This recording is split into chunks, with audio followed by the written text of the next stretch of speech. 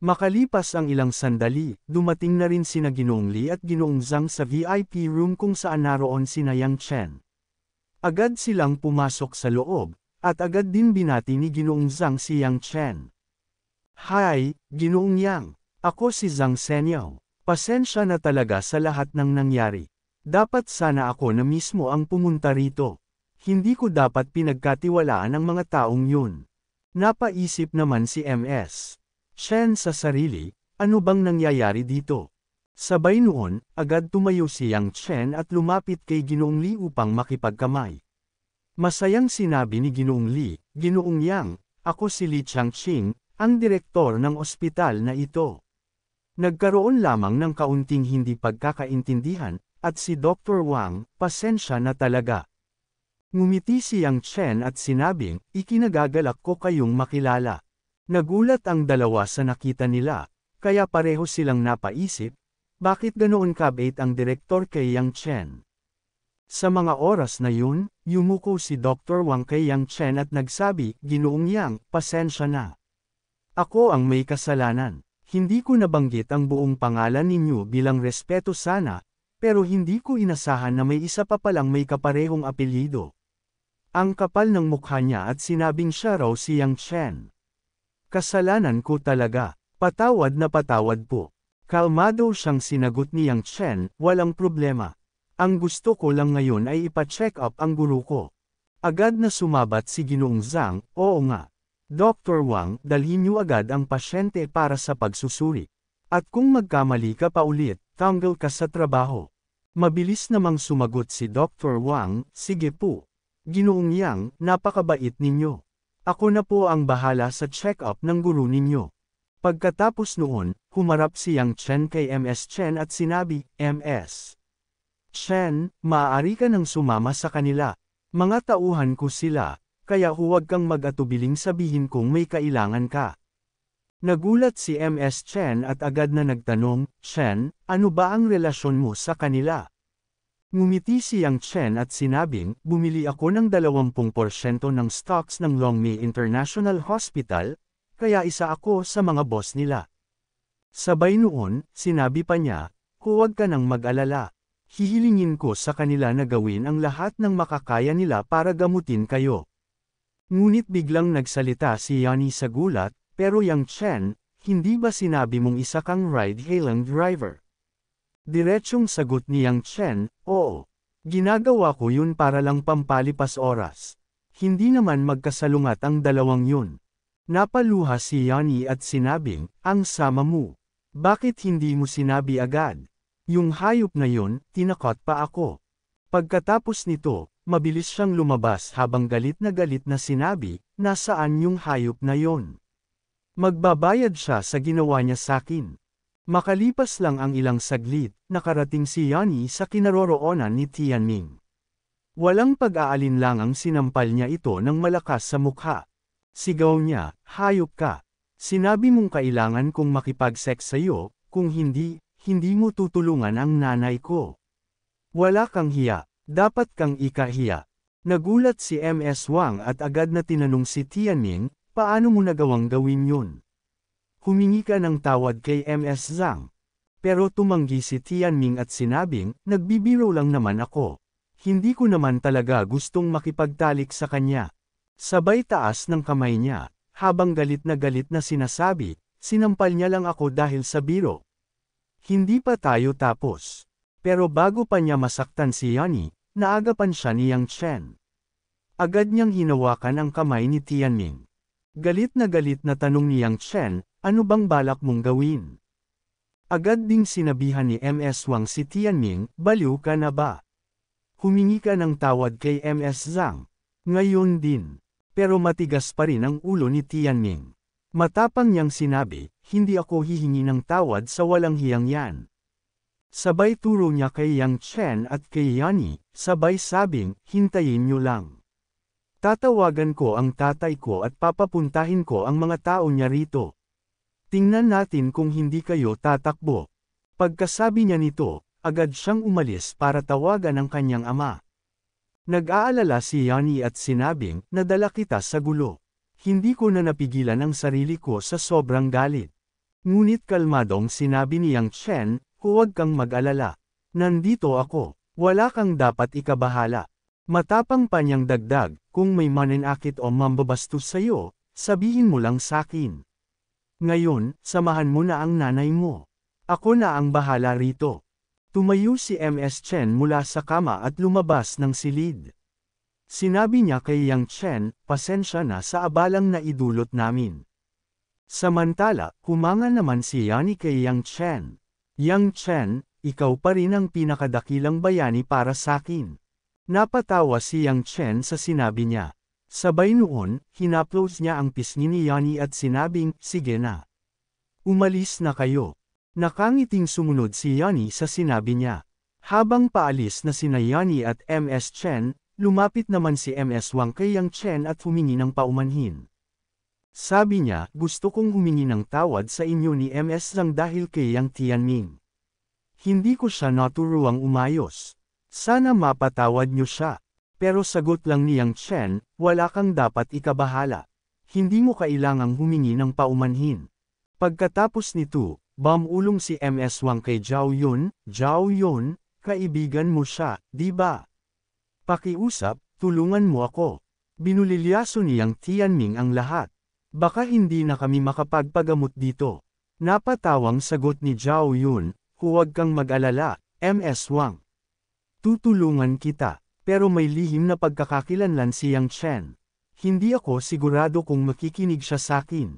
Dahil sa narinig, labis na kinabahan si Ms. Wang at nasabi na lang, naku, paano niya hinayaang mangyari ito? Humarap si Mr. Zhang kay Yang Chen at nagtanong, Ginoong Yang, kailangan mo ba ng tulong? Diretsyong tumanggi si Yang Chen, hindi na, salamat. Kaya ko na ito. Para ko ng kapatid si Zhang Yani, hinding-hindi ko siya hahayaang mapahamak. Habang nag-uusap sila, biglang dumating si Tianming at mayabang na sumigaw, tama na ang pagbibida. Tinawagan ko na ang tatay at tiyuhin ko.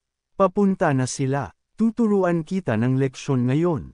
Ngunit sinagot lang siya ni Yang Chen ng isang malamig na ngisi at sinabing, sige, tingnan na lang natin kung hanggang saan ang tapang mo. Dito'y muling nagsalita si Mr. Zhang at tinanong si Tianming, hindi mo ba sinabi sa kanila kung sino si Ginoong Yang? Paanong naglakas loob silang guluhin siya? Mayabang na nakatawa si Tianming habang nakakross ang braso. Sabi ni Itay, wala tayong dapat ikatakot basta hindi siya ang pangatlong pinakamalaking shareholder ng Longmei International Group. Napailing at napangiti na lang si Mr. Zhang sa sinabi ni Tianming, mukhang wala ka talagang alam. Hindi mo ba alam kung gaano ka-close ang grupo namin sa ospital na to? Napakunot ang noo ni Tianming, halatang hindi niya maintindihan ang punto ni Mr. Zhang. Pagkatapos nito, hinarap ni Mr. Zhang si Yang Chen at may galang na nagsabi, Ginoong Yang, magpahinga ka muna dito. Ako na ang bahala sa hanggal na to, bago pa siya makasabi ng kung anumang bastos sa harapan mo. Tumango si Yang Chen at ngumiti. Agad namang tinawag ni Mr. Zhang ang mga gwardya, palabasin niyo yan. Walang pag-aatubiling binitbit ng mga gwardya si Tianming habang nagpupumiglas ito at sumisigaw, bitawan niyo ako. Kapag dumating ang tatay at tiyuhin ko, lagot kayo sa akin. Pagkatapos maalis ang istorbo, masayang nagsalita si Zhao Yun at humanga kay Yang Chen. Ginoong Yang, ang galing mo talaga. Hindi ko inakalang shareholder ka pala ng napakaraming kumpanya. Napalingon si Yang Chen at ngumiti, ginagawa ko lang yun para malibang. Dahil dito, nagtanong si Zhao Yun, pwede mo bang tulungan si Ms. Wang na makapagpa-appointment sa eksperto? Walang problema, sagot agad ni Yang Chen. Inis lang talaga ako kay Yang Tianming, kaya tutulungan ko si Ms. Wang. Dahil sa tuwa ni Zhao Yun, agad siyang lumapit at hinalikan sa pisngi si Yang Chen bilang pasasalamat. Wag mo akong bigyan ng maling meaning ha. Bestie tayo, normal lang yan. Natatawang sagot ni Yang Chen, ang sarap palang maging bestie mo. Makalipas ang ilang sandali, may mga yabag na nagmamadaling papasok sa ospital, dumating na ang ama at tiyuhin ni Tianming. Daddy, Tito, buti dumating na kayo, tulong, sigaw ni Tianming. Agad na nagtanong ang ama niya, nasaan siya? Sinong nang ahas na saktan ang anak ko? Agad na dinala niyang Tianming ang kanyang ama at tiyuhin, kung nasaan si Yang Chen, at malakas niyang sinipa ang pinto pagdating nila sa kwarto. Bilis na itinuro ni Tianming si Yang Chen, siya yun. Kalmado lang na nagsalita si Yang Chen, anong edad mo na ba? Hindi pa ba nakakahiya na kailangan mo pa ng tulong ng mga magulang mo? Galit na sumabat ang ama ni Tianming, anak namin yan, buhay naming mag-asawa. Paanong nagawa mong sampilan siya sa harap ng maraming tao? Agad namang sumabat si MS Wang, Ginoong Yang, kasalanan ko po ang lahat. Kung hindi dahil sa akin, wala sanang gusot na ganito. Pero sinabi ng ama ni Tianming kay MS Wang, alam ko ang kondisyon mo. Hindi ito tungkol sa iyo. Kahit sino pa siya, walang karapatang manakit sa anak ko sa publiko. Ngunit matapang na nagsalita si Zhao Yun, kasalanan ni Tianming lahat. Tinakat niya ang anak ng pasyente para makatulog sa kanya. Nang mabisto siya, sinampal siya ng babae. Di ba't siya dapat ang sisihin dito? Napalingon ang ama ni Tianming sa kanyang anak at tinanong. Totoo ba yan? Tahimik na sumagot si Tianming, nagbibiro lang naman ako, hindi ko naman talaga gustong matulog sa kanya. Pero sinampal niya ako sa harap ng madla. Pinag-cruise ni Yang Chen ang kanyang mga braso at malakas na sinabi, di napasubo ka. Deserve mo. Dahil dito, tuluyang nagalit ang ama ni Tianming, alam mo ba kung sino kami? Anong lakas ng loob mo para tretuhin kami ng ganito? Kalma lang na sumagot si Yang Chen, oo naman. Isa ka lang namang may-ari ng supermarket chain. Wala naman akong ginawang ilegal. Anong magagawa mo sa akin? Dahil dito, inutusan ng ama si Tianming, humiga ka. Sabihin mong nahihilo ka, galingan mo. Agad namang umarte si Tianming. Hinawakan niya ang ulo niya, nahihilo ako, parang susuka ako. Umupo siya sa sahig at dramatikong sinabi, parang may concussion ako. Kailangan ko ng check-up. Napailing si Yang Chen sa drama at sinabing, ayos nakakatuwa. Pagkatapos ay hinarap niya ang ama ni Tianming, makipag-usap ka na lang sa abogado ko, si Zhang Ziyang. Kung nanalo ka sa kaso, ibibigay ko kahit magkano pa ang gusto mo. Nagulat ang ama ni Tianming, Zhang Ziyang. Siya ba yung abogadong kahit abogado ng kalaban, napapapanig sa kanya? Anong relasyon mo sa kanya? Mayabang na sagot ni Yang Chen, ako ang isa sa mga shareholder ng ospital na ito. At senior partner din ako ng law firm ni Zhang Ziyang. Bigla namang natauhan ang ama ni Tianming. Pinatayo agad ang anak niyang si Tianming. Gulat na gulat si Tianming, ha? Bakit? Ganun ba talaga siya kalakas? Seryosong sagot ng ama niya, oo. Kaya nga ako natakot. Pagkatapos noon, biglang nagbago ang tono ng ama ni Tianming. Sir, misyon lang po ito ng hindi pagkakaintindihan. Ayusin na lang natin. Aalis na kami. Ngunit pinigilan sila ni Yang Chen, tinaas ang kamay at sinabi, ngayon na nandito na kayo, parang bastos naman kung basta na lang kayong aalis matapos nyo kaming takutin. Tinawagan ko na ang abogado ko. Huwag kayong umalis. Kinakabahan na humarap ang ama ni Tianming kay Yang Chen at mahinahong nagsabi, Mr. Yang, kasalanan po talaga ng anak ko ang lahat ng ito. Gusto kong humingi ng paumanhin sa ngalan niya. Isa siyang tunay na pasaway. Tuturuan ko siya ng leksyon.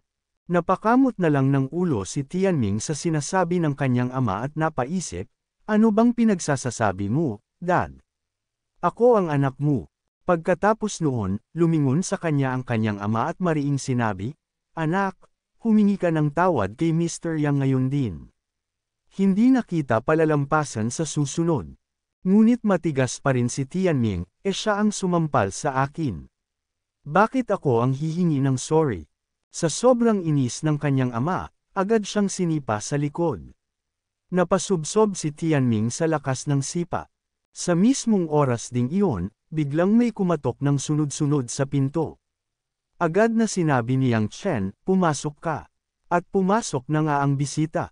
Gulat na gulat ang ama ni Tianming nang makita kung sino ang dumating, si Zhang Ziyang, ang sikat at kilalang abogado ni Yang Chen. Masiglang tanong ni Zhang Ziyang, Mr. Yang, anong nangyayari rito? Lalong nataranta ang ama ni Tianming. Mukhang seryoso nga siya, totoong pinatawag niya si Zhang Ziyang. Kalma lang si Yang Chen habang nakatingin sa kanila. Pwede na kayong makipag-usap kay Mr. Zhang. Siya na ang makikipag-usap para sa akin. Pawis na pawis sa kaba ang ama ni Tianming habang maingat na nagsalita, napakaliit na bagay lang ito. Hindi na siguro kailangang idaan pa sa abogado. Pero pinatawag niyo pa si Zhang Ziyang. Hindi niyo man lang kami binigyan ng pagkakataon makiusap. Hindi na nag-aksaya ng oras si Zhang Ziyang. Nilapitan niya ang ama ni Tianming, hinawakan ito sa braso, at mariing sinabi, hindi na ito tungkol sa gusto mo. Ako na ang bahala rito. Dahil hiniling ni Mr. Yang na ako ang humarap sa inyo, Tara, mag-usap tayo sa tahimik na lugar. Huwag na nating istorbohin pa si Mr. Yang. Sabay noon, dinala ni Zhang Ziyang palabas ng kwarto ang ama ni Tianming. Sa mga sumunod na sandali, dumating naman si Ms. Chen kasama si Dr. Wang. Masigla itong lumapit kay Yang Chen. Mr. Yang, nasuri na po namin si Ms. Chen. Sa tingin ko ay maaari na siyang operahan. Gagawin namin ang treatment plan ngayong gabi at ipapaalam namin sa inyo bukas ng umaga. Ayos lang po ba iyon? Masayang tumanggo si Yang Chen. Sige, maraming salamat. Pakiingatan niyo po si Ms. Chen. Agad namang inutusan ni Dr. Wang ang kanyang staff, ilagay si Ms. Chen sa VVIP ward. Okay, tugon ng staff. Ngunit agad pumihil si Ms. Chen. Hindi na po kailangan iyon. Pwede na po ako sa general ward. Hindi na natin kailangan mag-aksaya ng pera. Ngunit lumapit sa kanya si Yang Chen at malumanay na sinabi, Ms. Chen, sundin niyo na lang ang payo ng mga doktor. Wala po kayong dapat alalahanin. Ako na ang bahala sa lahat. Kakaunti lang ang mga taong mahalaga sa akin sa mundong ito, kaya dapat kitang mailigtas. Pagkatapos noon, tumingin siya kay Yani at sinabi, Yani, alagaan mong mabuti si Ms. Chen, angan ko nang umalis, pero babalik ako para bisitahin kayo. Masayang sumagot si Yani, Yang Chen, kapag gumaling na si Mama, pwede ba akong dumalaw sa iyo paminsan-minsan? Oo naman, sagot ni Yang Chen na may ngiti. Para na kitang kapatid. Anytime, welcome ka sa akin. Naiiyak sa tuwa si Ms. Chen habang nagpapalam. Yang Chen, ingat ka palagi. Palam. Sa isip naman ni Yani, Yang Chen, hinding-hindi mo malalaman kung gaano kahalaga sa akin ang pagdating mo. Gagawin ko ang lahat para sa iyo. Makalipas ang ilang sandali, habang nagmamaneho si Yang Chen, nadaanan niya ang isang malaking tulay. Doon niya napansin ang isang babae na tila naglalakad patungo sa gilid ng tulay. Napahinto siya nang makita nitong umaakyat ito sa harang. Hindi niya alam ang nangyayari, pero agad siyang bumaba ng kotse at tinawag ang babae. Miss, kumalma ka. Umalis ka na sa gilid ng tulay. Tumigil ang babae at tumingin sa kanya, saka nagtanong, mayaman ka ba?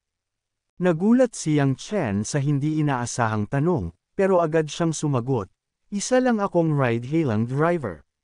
Sa tingin mo ba mayaman ako? Napaluha ang babae at umiiyak na nagsabi, sayang. Kung ipinanganak ka lang sa mayamang pamilya. Napakunot noo si Yang Chen. Miss, anong kinalaman ang pagiging mayaman ko sa'yo?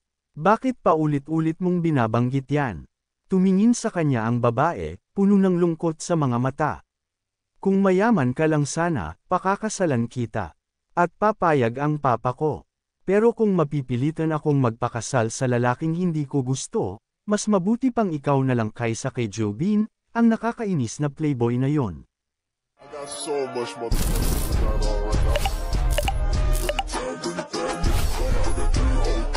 now.